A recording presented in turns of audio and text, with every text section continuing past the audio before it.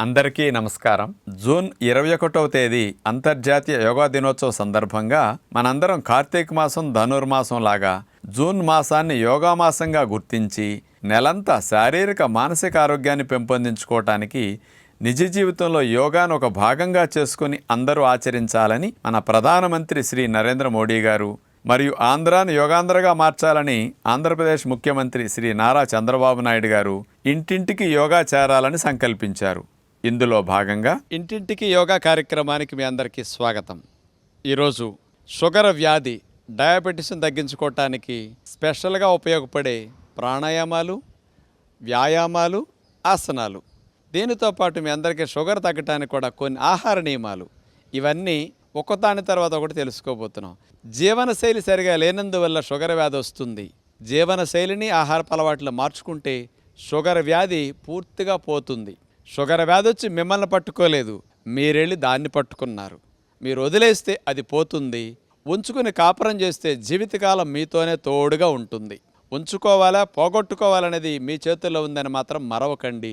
అలాంటి షుగర్ వ్యాధిని తగ్గించుకోవటానికి ముందుగా మనం కొన్ని వ్యాయామాలు చూద్దాం. నుంచుని చేసే సులభమైన వ్యాయామాలు.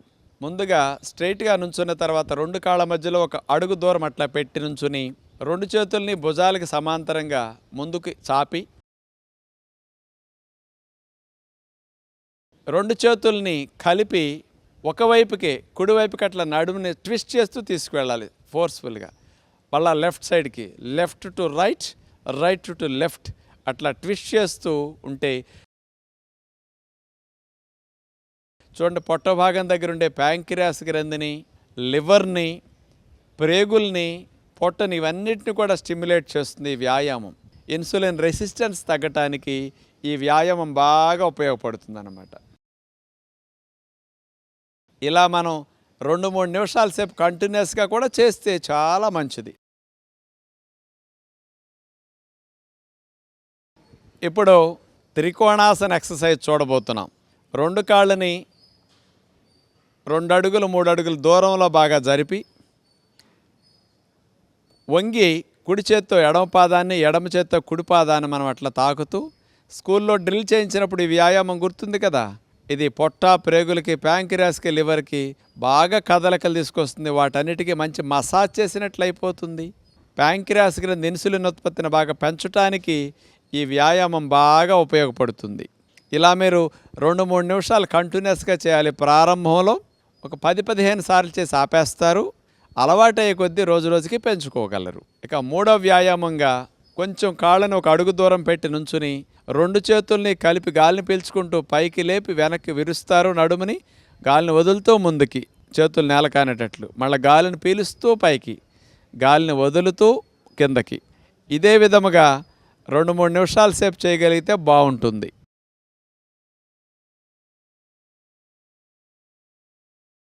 ఇలాంటి 3 వ్యాయామాలు చేసిన తర్వాత వజ్రాసనంలో కూర్చొని ప్రాణాయామం చేస్తే చాలా మంచిదండి.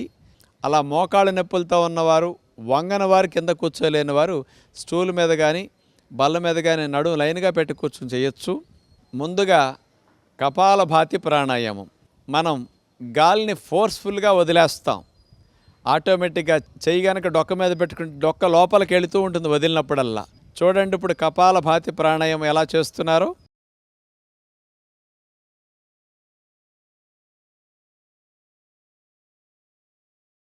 అసలు ప్యాంక్రియాస్ గ్రంథిని స్టిమ్యులేట్ చేసి డయాబెటీస్ని పూర్తిగా పోగొట్టుకోవచ్చు అని వారు ప్రాక్టికల్గా ఇన్స్టిట్యూషన్స్లో పరిశోధనల ద్వారా కూడా నిరూపించారు. అంత అద్భుతమైన ప్రక్రియ ఈ కపాలభాతి ప్రాణాయామం. ఇలాంటి దాన్ని మీరు 2-3 నిమిషాలు 4 నిమిషాల సేపు కంటిన్యూ చేసుకోగలిగితే మీకు చాలా చాలా బాగుంటుంది. వ్యాయామాలు, ప్రాణాయామాలు అయ్యాయి. ఇప్పుడు షుగర్ వ్యాధిని నియంత్రించుకోవటానికి ఆసనాలు ఏవి చేస్తే ప్యాంక్రియాస్ క్రిందికి మేలు చేస్తున్నవి చూడబోతున్నాం. ముందుగా వక్రాసన్. కాళ్ళు చాపేసి చేతులు వెనక్కి పెట్టుకుని దండాసనంలో కూర్చున్న తర్వాత కుడి కాల్ని మోకాల దగ్గర మడిచి కుడి పాదాన్ని ఎడమ మోకాల దగ్గర అట్లా పెట్టేస్తాం. ఇప్పుడు ఎడమ చేతిని కుడికాలు పైనుంచి వేసి చేత్తో కాలు నెట్టుకున్న నుంచోబెట్టిన కాలు వాలకూడదు. కుడి చేయి వెనక్కి పెట్టేసి మెడని నడుముని కుడివైపు అట్లా ట్విస్ట్ చేస్తాం. ఇలా చేయటం ద్వారా ప్యాంక్రియాస్ గ్రంథి బాగా నొక్కబడుతుంది, స్టిమ్యులేట్ అవుతుంది. ప్రెషర్కి బ్లడ్ సప్లై ఇప్పుడు ప్యాంక్రియాస్ దగ్గర ఆగుతుంది.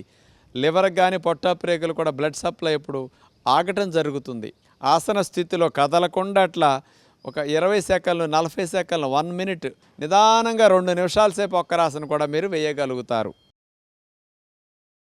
మెల్లగా తీసేస్తారు ఉండలేనప్పుడు. చేతులు వెనక్కి పెట్టుకున్నట్లా రిలాక్స్ అయ్యి ఒక 10 సెకండ్లు మరోవైపుకి వక్రాసన చేయవలసి ఉంటుంది. ఈసారి కుడికాలు చాపేసాం, ఎడమ కాలుని మడిచెట్లా పెట్టాం. కుడి చేతిని ఎడమ కాలు పైనుంచి వేసేసి ఎడమ చేతిని వెనక్కి పెట్టి నడుముని మెడని వెనక్కి వైపు ట్విస్ట్ చేసుకోవాలన్నమాట. ఇట్లా వంకరగా నడుముని తిప్పుంచుతాం కాబట్టి ట్విస్టింగ్లో ప్యాంక్రియాస్కి లివర్కి మంచి మేలు జరుగుతుంది. లివర్ యాక్టివ్గా ఉంటే బ్లడ్లో గ్లూకోజ్ని కూడా అది నియంత్రణ చేసేస్తుంది అన్నమాట. ఉండలేనప్పుడు మెల్లగా వక్రాసన్ని తీసేసి అలా దండాసనలో కాళ్ళు చాపేసి రిలాక్స్ అవుతారు. అలవాటు మీద మీరు సమయాన్ని పెంచుకుంటూ వెళ్ళాలి. ఇప్పుడు మనం ఉష్ట్రాసనం చూడబోతున్నాం. ఉష్ట్రం అంటే ఒంటె మూరలేపి చాపినట్టు మన శరీరాన్ని కూడా మోకాళ్ళ మీద నుంచినట్లా వెనక్కి విరిచి చాపుతాం. ఇప్పుడు అలా 2 మోకాళ్ళ మీద నుంచున్న తర్వాత 2 చేతుల్ని పైకి లేపి చేతుల్ని వెనక్కి తీసుకెళ్ళి చేతి వేళ్లతో మడాన్ని పట్టుకోవాలి. నడుముని మెడని వెనక్కి విరుస్తారు. ఇది పూర్తిగా ఉష్ట్రాసనం వచ్చే ప్రక్రియ. ఇలా ఉన్నప్పుడు పొట్ట, ప్యాంక్రియాస్, ప్రేగులు, లివర్ ఇవన్నీ కూడా బాగా ప్రెషర్కి గురవుతాయి. బ్లడ్ సప్లై ఆగి తర్వాత బ్లడ్ సప్లై రెట్టింపు వేగంతో అక్కడికి ఎక్కువ వెళుతుందన్నమాట. ఇలా 2 చేతులు అందని వారికి సులభమైన పద్ధతి కూడా ఉష్ట్రాసనం ఇప్పుడు చూపిస్తాం. ఒక చేతిని నడుము మీద అట్లా పెట్టేసుకుని ఒక చేత్తోనే మడ భాగాన్ని మీరు పట్టుకోవచ్చు. అట్లా 2 అందలేదని మీరు నిరుత్సాహపడకుండా ఇలా చేయటం వల్ల కూడా మంచి ఫలితం వస్తుంది. 1 నిమిషం 6 నిమిషం ఉన్న తర్వాత అలవాటు మీద 2 నిమిషాల సేపు మీరు ఉండొచ్చు. మరో చేతి నడుము మీద పెట్టేసి ఎడమ చేత్తో ఎడమ పాదాన్ని అట్లా పట్టుకుని ఉష్ట్రాసనం చేస్తారు.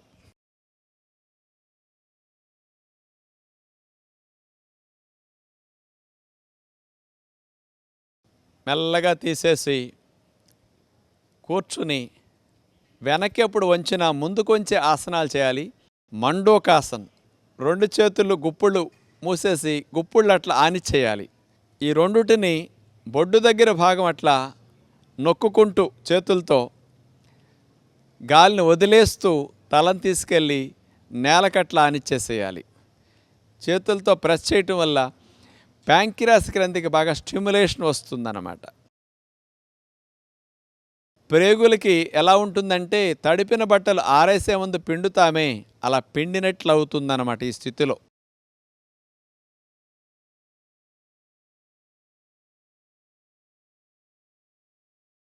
తరువాత ఆసనం భుజంగాసనం. ఎలా చేయాలో ఇప్పుడు మనం చూడబోతున్నాం. 2 కాళ్ళని కలిపి ముందు అట్లా చాపేయాలి. 2 చేతుల్ని భుజాలకి ఇరువైపులా సమాంతరంగా అట్లా అరిచేతుల్ని నేల కానించి మోక చేతుల్ని 2టిని లోపలికి అట్లా నొక్కుకోవాలన్నమాట. ఇప్పుడు మెడని వీపు భాగాన్ని లిఫ్ట్ చేస్తాం పాము పడగలేపినట్లుగా. మెడని వెనక్కి విరవటం చాలా ముఖ్యం. ముందుకు వచ్చినప్పుడు వీపు కండరాలు కూడా ఎలా ఎక్కువ బిగిసిపోయి గట్టిగా అవుతాయి. అవన్నీ ఫ్రీ అవ్వటం కోసం, నరాల మీద పడిన ఒత్తిడి బాగా తగ్గటం కోసం భుజంగాసనం ఇట్లా చేసి ఉంటే బాగుంటుంది. ఇలా మీరు 1-2 నిమిషాల సేపు కూడా కంటిన్యూస్గా భుజంగాసనంలో కూడా ఉండవచ్చు. అలవాటు మీద ఉండలేనప్పుడు మెల్లగా తీసేసి హాయిగా మకరాసనంలో విశ్రాంతి తీసుకుంటారు. అట్లా చేతులు కాళ్ళని వాల్చేసి పక్కకి మెడ భాగాన్ని పెట్టుకుని రిలాక్స్ అవ్వచ్చు. ఈ భుజంగాసనం చేసేటప్పుడు కూడా బొడ్డు దగ్గర నుంచి ఛాతీ వరకు పైకి లేపినప్పుడు ప్యాంక్రియాస్ లివర్కి బాగా ఎఫెక్ట్ అవుతుందన్నమాట. అంటే మంచిగా మేలు జరుగుతుంది. బ్లడ్ సప్లై ఆసనం తీశాక రెట్టింపు వెళుతుంది. అందుకని ప్యాంక్రియాస్ గ్రంథి చురుగ్గా పనిచేయటానికి ఈ భుజంగాసనం మంచిగా ఉపయోగపడుతుంది. ప్రయత్నించి చూడండి. అలాగే చివరిగా ధనురాసనం చేసే విధానం ఇప్పుడు మనం చూడబోతున్నాం. 2 చేతులతో 2 కాళ్ళని అట్లా పట్టుకుని విల్లువలే మనం కాళ్ళని వెనక్కి తన్ని ముందు ఛాతీని తల భాగాన్ని పైకి లిఫ్ట్ చేస్తాం. అట్లా ధనురాసన్ ఇట్లా మీరు ఉండగలిగినప్పుడు 4-5 సెకన్లు 10 సెకన్లు క్రమేపీ పెంచుకోవచ్చు.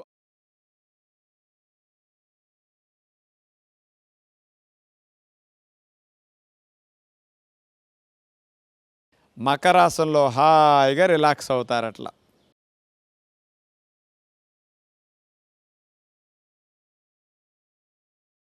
ఈ ధనురాసనంలో కూడా పొట్ట మీద పడుకున్నట్ల చేయటం వల్ల పొట్ట, ప్రేగులు, ప్యాంక్రియాస్ వీటన్నిటికీ మంచిగా లాభాన్ని చేకూర్చే విధంగా ఇది ఉపయోగపడుతుంది. అందరూ తప్పనిసరిగా ఇలాంటివి ఆసనాలు చేసుకోండి. మరి కేవలం ఆసనాలతోనే షుగర్ తగ్గిపోతుందా అంటే కాదు. ఆహార నియమాలు కూడా అతి ముఖ్యమైన మాత్రం మీరు గుర్తుపెట్టుకోవాలి.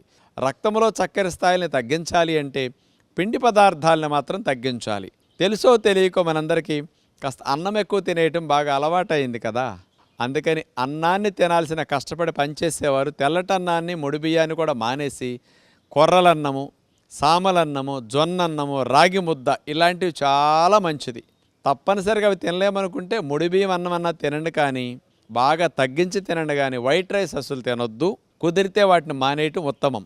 అనేక రకాల ధాన్యాలు కలిపిన, పప్పులు కలిపిన పుల్కా పిండి, మల్టీగ్రెయిన్ పిండి కొనుక్కుని 2 పుల్కాలు మధ్యాహ్నం, 2 పుల్కాలు సాయంకాలం పెట్టుకుని కడుపు నిండా కూరతో నింపాలి. పప్పు, ఆకుకూర ఒకటి, కాస్త గింజలు వేసి రాజ్మా గింజలు, సోయా చిక్కుడు గింజలు, కాబోలి శనగలు, బఠానీలు ఇలాంటివి వేసేసిన వెజిటబుల్ కర్రీ విత్తనాలేసి వండుకుంటే ప్రోటీన్ ఎక్కువ ఉండి, ఫైబర్ ఎక్కువ ఉండి రక్తంలో చక్కెర స్థాయిలు స్లోగా వెళ్ళేటట్టు చేస్తాయి అన్నమాట. ఇలాంటి మధ్యాహ్నం సాయంకాలం భోజనంలో మార్పులు చేసుకోండి.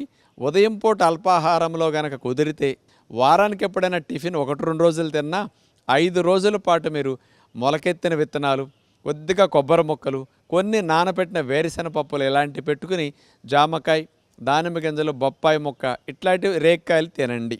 డయాబెటీస్ ఉన్నవారికి మధ్యాహ్నం భోజనంతో పాటు మందులు తగ్గాలన్నప్పుడు 1 స్పూన్ మెంతిపొడిని ఒక ముద్దలో కలుపుకొని మీరు తీసేసుకోవడం, లేకపోతే పెరుగులో కలుపుకొని 1 స్పూన్ మెంతిపొడి వాడుకోండి. 1 స్పూన్ మెంతిపొడి 500 mg మెట్ఫార్మిన్ ట్యాబ్లెట్ లాగా పనికొస్తుందని హైదరాబాద్ నిమ్స్లోని షుగర్ స్పెషలిస్టులు నిరూపించారు. సాయంకాలం భోజనంలో కూడా ఇంకొక స్పూన్ మెంతిపొడిని అట్లా వాడుకోండి.